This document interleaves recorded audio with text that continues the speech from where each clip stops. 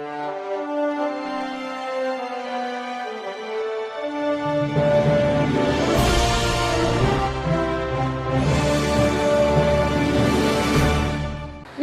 मी Shweta Pawar. City TV लाईव्हच्या बातमीपत्रात आपलं स्वागत आहे.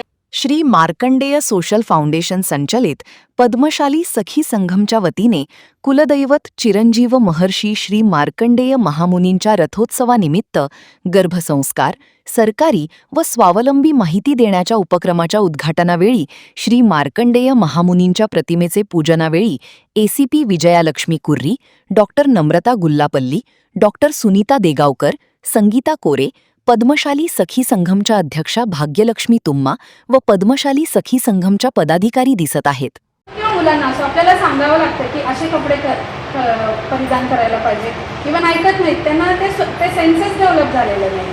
जेव्हा आपण त्यांना जास्त एक्सपोजर देतो, सगळ्यांशी कसं मन मिसळून राहायचं, सगळ्यांवर छाप पडेल असं व्यक्तिमत्व जर आपल्याला पाहिजे असेल तर आईनी तेवढंच सोशली कार्यक्रमामध्ये अटेंड करणं म्हणा, सगळ्यांशी मन मोकळेपणानं बोलणं, हे सगळ्या गोष्टी त्याचा गर्भावर चांगला परिणाम होत असतो.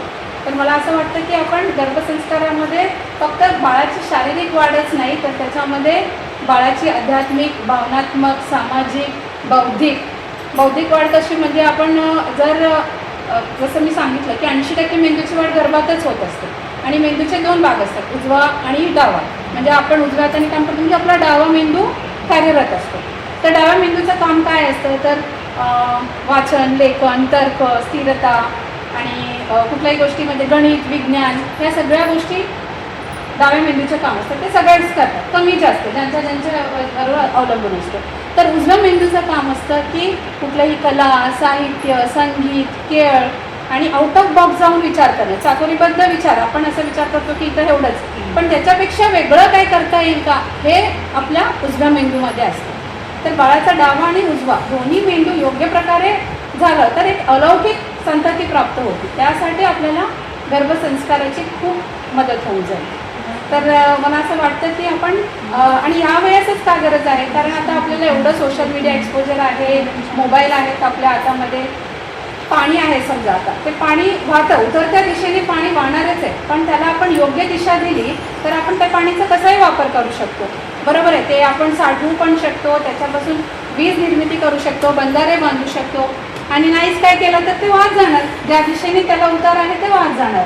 तर गर्भसंस्कार नाही केलं तर फार मोठा प्रॉब्लेम होणार का, असं जर जे विचारतात त्यांच्यासाठी मला असं म्हणायचं आहे की होणार, डिलेवरी होणार, बाळ जन्माला येणार, चांगलंच बाळ जन्माला येणार. पण आपण जर त्यांना गर्भसंस्कारित बाळ जर जन्माला घातलं तर ते अधिक चांगल्या पद्धतीने आपलं आयुष्य जगू शकेल आणि आपल्या समाजासाठी म्हणा, राष्ट्रासाठी म्हणा, राष्ट्रहितासाठी ते चांगलं काम करू शकेल. एक उत्तम नागरिक आपण घडवायचा असेल तर मला असं वाटतं की गर्भसंस्काराची खूपच गरज आहे या काळामध्ये. कारण आताचं वातावरण पण एवढं दूषित आहे, आपण बाजूला पण एवढं बघत असतो आजूबाजूलाच्या कुरीती. त्याची सकारात्मक भावना आईमध्ये निर्माण व्हायची तर तिला ॲटलिस्ट कुठल्या महिन्यामध्ये कुठल्या गोष्टी आपल्याला करायच्या आहेत हे गर्भसंस्कारामधूनच मिळू शकतं.